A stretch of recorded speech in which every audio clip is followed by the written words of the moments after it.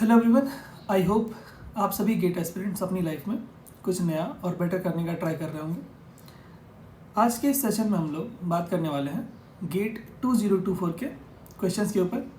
और जो हमारा टॉपिक है आज का वो है लीनियर अलजेब्रा।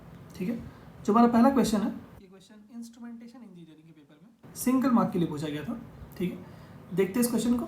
क्वेश्चन क्या है हमारे पास में, a matrix M is constructed by stacking 3 column vectors V1, V2 and V3। तो V1, V2 और V3 क्या है, कॉलम वेक्टर्स हैं। ठीक है, उनको अरेंज किया गया है कंस्ट्रक्ट करने के लिए, एक मैट्रिक्स M बनाने के लिए। ठीक है, choose the set of vectors from the following options such that the rank of M should be equal to 3। हमें क्या चाहिए, रैंक ऑफ M, जो मैट्रिक्स M है, जो कि किससे कंस्ट्रक्ट हो रहा है, V1, V2 and V3 vectors को अरेंज करके। ठीक है, उसका रैंक क्या होना चाहिए, 3 होना चाहिए। ठीक है, इन चार ऑप्शंस में से किस ऑप्शन का रैंक 3 होगा जब हम मैट्रिक्स कंस्ट्रक्ट करेंगे V1, V2 और V3 वेक्टर्स को अरेंज करके। ठीक है, बेसिक सिंपल सा क्वेश्चन है। इसको अप्रोच कैसे करेंगे आप, अगर आप यहाँ पर रैंक निकालने बैठोगे चारों ऑप्शंस का, then it will take more than 8 to 10 minutes. अगर आप चारों ऑप्शंस का रैंक निकालने बैठोगे तो टाइम लगेगा, ऑब्वियस है। ठीक है, तो आपको वो नहीं करना है। तो आपको करना है क्या, तो आपको करना कुछ ऐसा है। अगर मैं आपको ये बोलूँ कि रैंक इक्वल टू क्या होता है, रैंक इक्वल टू होता है number of highest order non singular matrix,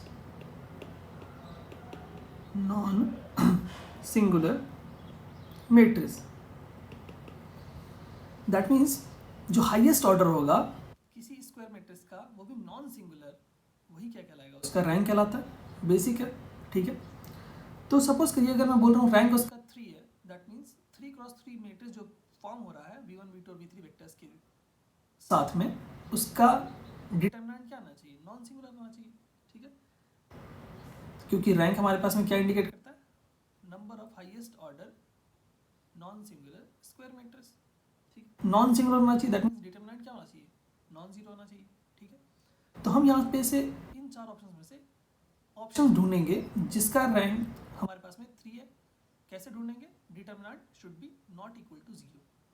ठीक है, डिटरमिनेंट क्या होना चाहिए, नॉन जीरो होना चाहिए। जिस ऑप्शन का डिटरमिनेंट नॉन जीरो होगा वही क्या कहलाएगा, उसका रैंक 3 हो जाएगा और वही ऑप्शन आंसर हो जाएगा। सिंपल। चलिए, तो अपन क्या करेंगे, वन बाय वन चेक करेंगे कि किस ऑप्शन का डिटरमिनेंट नॉन जीरो आ रहा है। ठीक है, तो सबसे पहले ऑप्शन फर्स्ट चेक करते हैं। अगर मैं ऑप्शन फर्स्ट चेक करूं तो उसके एलिमेंट्स हैं 1 0 1 0 -1 एंड देन 0 1 -1 एंड 1। इस मैट्रिक्स का अगर आप डिटरमिनेंट चेक करोगे तो क्या आएगा, बताओ मुझे। डिटरमिनेंट चेक करोगे तो आएगा 1 × -1 -0 +0 +1 × 0 +1। कितना आ रहा है बताओ, -1 +1, दैट मीन्स 0 आ गया। ये तो सिंगुलर आ गया, हमें क्या चाहिए था, नॉन सिंगुलर चाहिए था। दैट मीन्स ऑप्शन ए जो है वो इनकरेक्ट आंसर, करेक्ट नहीं हो सका। क्यों, क्योंकि हमें नॉन सिंगुलर चाहिए, लेकिन ऑप्शन ए का डिटरमिनेंट क्या आ रहा है, सिंगुलर आ रहा है, दैट मीन्स 0 आ रहा है। ठीक है, अब अपन चेक करेंगे ऑप्शन बी। ठीक है, तो ऑप्शन बी हमारे पास में, मैं इसको इरेज कर देता हूँ। ठीक है, ऑप्शन बी के एलिमेंट्स को लिखते हैं अपन। तो ऑप्शन बी के एलिमेंट्स हैं 1 1 1 -1 0 1 एंड देन 0 0 0। अब आप इस मैट्रिक्स का डिटरमिनेंट चेक करिए क्या आ रहा है, 1 0 -0 और आ जाएगा हमारे पास में यहाँ पर 0 -0 +0। ये क्या आ जाएगा हमारे पास में, 0 आ गया। ये भी हमारे पास में क्या आ गया, सिंगुलर आ गया, जो कि हमें चाहिए नहीं। हमें क्या चाहिए, नॉन सिंगुलर चाहिए। दैट मीन्स ऑप्शन बी भी जो है वो क्या है, इनकरेक्ट है। ठीक है, सिमिलरली ऑप्शन सी को चेक करेंगे तो ऑप्शन सी हमारे पास में, उसके एलिमेंट्स क्या हैं ऑप्शन सी के, बताइए। ऑप्शन सी के एलिमेंट्स हैं 1 0 1 एंड देन -1 0 1 एंड देन 1 -1 1। इसका आप डिटर्मिनेंट चेक करके बताइए मुझे क्या आ रहा है। 1 0 plus 1 and then 0 plus 1 and then 1 into 0 minus 0 कितना आ रहा है बताइए। यहाँ पे आ जाएगा हमारे पास में 1 plus 1 which is equal to 2 which is not equal to 0। तो ये हमारे पास में क्या आ गया, नॉन सिंगुलर आ गया, जो कि हमें चाहिए था। दैट मीन्स जो ऑप्शन सी है वो हमारे पास में क्या हो जाएगा, करेक्ट आंसर हो जाएगा, क्योंकि हमें रैंक 3 चाहिए था। रैंक 3 का मतलब क्या है कि थर्ड ऑर्डर का जो मैट्रिक्स है उसका डिटर्मिनेंट क्या होना चाहिए, सिंगुलर नहीं होना चाहिए, नॉन सिंगुलर होना चाहिए।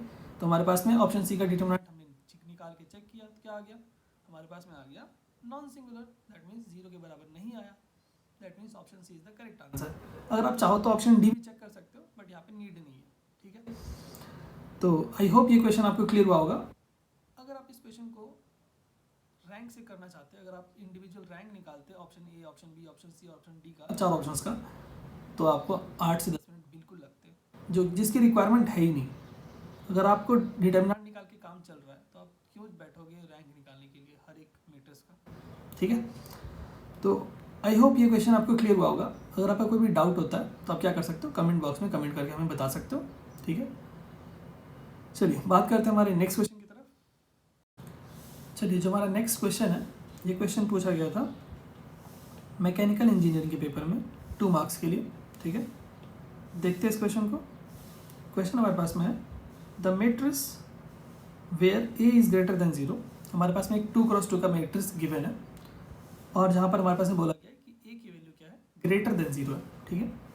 Has a negative eigen value if A is greater then, हमसे पूछा गया कि ए की वैल्यू क्या होनी चाहिए, ग्रेटर किस वैल्यू से ग्रेटर होगी जिससे कि हमारे पास में आइगन वैल्यू हमारे पास में नेगेटिव बनेगा, ठीक है।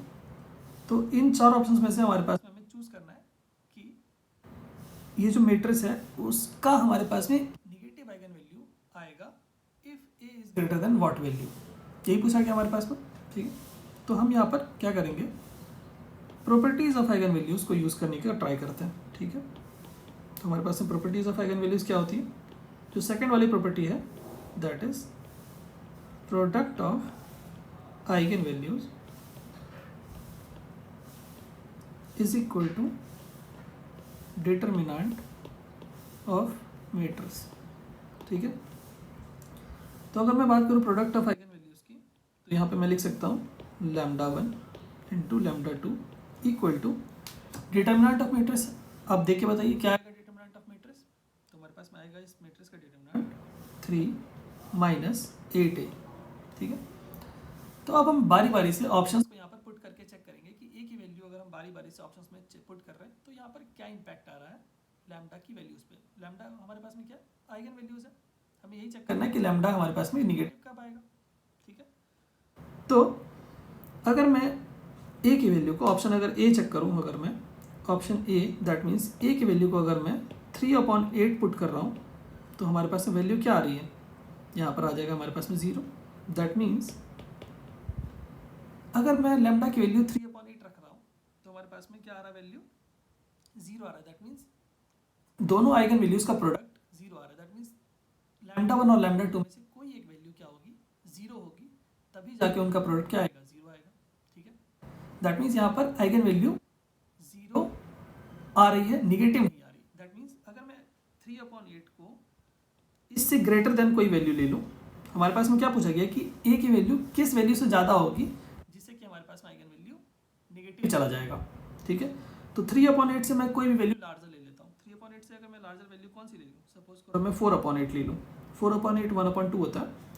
तो अगर मैं 3/8 से ज़्यादा वैल्यू कोई भी एक ले लूँ, 4/8 अगर मैं लेके चेक करता हूँ कि क्या इस वैल्यू से कोई भी एक वैल्यू अगर मैं ज़्यादा लेता हूँ तो निगेटिव आइगन वैल्यू आ रही है या नहीं आ रही है, ठीक है। तो अगर मैं ए की जगह पे 4/8 पुट करके चेक करता हूँ कि क्या आ रहा है, ठीक है। तो अगर मैं 4/8 पुट करता हूँ तो आप देखेंगे कि यहाँ पर क्या आ जाएगा हमारे पास में, यहाँ पर आ जाएगा -1, ठीक है। अब अगर आप मेरे को ये बताओ कि λ1 और इंटू λ2 अगर -1 आ रहा है, दैट मीन्स दो नंबर्स का प्रोडक्ट माइनस कब आएगा, जब उन दो नंबर्स में से कोई एक नंबर निगेटिव होगा, और ये नंबर्स क्या है, लैम्डा 1 लैम्डा 2 क्या है, आइगन वैल्यूज है, that means they will have negative eigen values. ठीक है, तो दोनों नंबर्स का प्रोडक्ट तभी निगेटिव आएगा जब हमारे पास में उन दोनों नंबर्स में से कोई एक नंबर क्या होगा, निगेटिव होगा। ठीक है, has a negative eigen value, यहाँ पर कोई एक निगेटिव आइगन वैल्यू बोला गया, ऐसा नहीं बोला गया कि दोनों ही निगेटिव आइगन वैल्यूज होंगे। ठीक है, तो इन दोनों नंबर्स का प्रोडक्ट अगर निगेटिव आ रहा है, दैट मीन्स इन दोनों आइगन वैल्यूज में से कोई एक आइगन वैल्यू क्या है, निगेटिव है। दैट मीन्स हमारे पास में ऑप्शन ए हमें करेक्ट लग रहा है। बट अगर आप चेक करना चाहें option B, option C and option D को, तो वहाँ पर भी देख सकते हैं कि क्या आ रहा है। ठीक है, चेक करते हैं हम ऑप्शन बी को। ऑप्शन बी अगर अपन चेक करें, दैट मीन्स 8 इंटू 1/8, तो यहाँ पर अगर आप देखेंगे तो यहाँ पे पॉजिटिव आ रहा है। दैट मीन्स अगर हम ए की वैल्यू को 1/8 पुट कर रहे हैं तो हमारे पास में आइगन वैल्यूज क्या आएंगी, पॉजिटिव आएंगी। दो नंबर्स का प्रोडक्ट क्या आएगा, हमारे पास में पॉजिटिव आ रहा है। ठीक है, बट हमारे पास में ऑप्शन ए के थ्रू हमें आंसर मिल रहा है। क्यों? क्योंकि हम जैसे ही 3/8 रख रहे हैं तो हमारे पास में जो आइगन वैल्यू आ रही है वो 0 आ रही है, दो नंबर्स का प्रोडक्ट 0 आएगा। दैट मीन्स उन दोनों आइगन वैल्यूज में से कोई एक नंबर क्या होगा, 0 होगा। जैसे ही हम 3/8 से ग्रेटर कोई नंबर चूज करेंगे, दैट इज 4/8 अगर अपन चूज कर लेते हैं, ग्रेटर नंबर है 3/8 से, तो जैसे ही अपन 4/8 चूज करेंगे तो हमारे पास में आइगन वैल्यू क्या जा रही है, निगेटिव जा रही है। वही तो हमसे पूछा गया है, that this matrix has a negative eigen value if A is greater than what value. A अगर 3/8 से ज़्यादा जैसे ही जाएगा वैसे ही हमारे पास में क्या होगा, आइगन वैल्यूज निगेटिव हो जाएंगी। क्यों निगेटिव हो जाएंगी? हमने अभी जस्ट पुट करके चेक किया था कि जैसे ही अपन 4/8 पुट कर रहे हैं तो हमारे पास में आइगन वैल्यूज क्या हो रही है, निगेटिव हो रही है। That means lambda 1 into lambda 2 के जो प्रोडक्ट था वो क्या आ रहा था, -1 आ रहा था। ठीक है, तो यहाँ पर हमारे पास में जो ऑप्शन ए है वो हमारे पास में क्या हो जाएगा, करेक्ट आंसर हो जाएगा। दैट मीन्स इफ़ ए की वैल्यू हमारे पास में इफ़ ए की वैल्यू हमारे पास में 3/8 होगी तो हमारे पास में क्या होगा, जो आइगन वैल्यूज होंगी वो 0 आएंगी। बट इससे जैसे ही अपन कोई वैल्यू ए की वैल्यू अगर अपन 4/8 रख देंगे, कोई भी वैल्यू ए की वैल्यू जो 3/8 से बड़ी हो, ए की ऐसी वैल्यू जो 3/8 से बड़ी हो, उसके लिए क्या आएंगे, आइगन वैल्यूज निगेटिव आएंगे। जैसे कि हमारे पास में 4/8 हमने रख के चेक किया था तो हमारे पास में उस केस में क्या आ रहा था, निगेटिव आइगन वैल्यूज हमें मिल रही थी। ठीक है, तो ये क्वेश्चन थोड़ा सा ट्रिकी था। इस क्वेश्चन में ज़्यादा सॉल्व नहीं करना था, आपको थोड़ा सोचना था।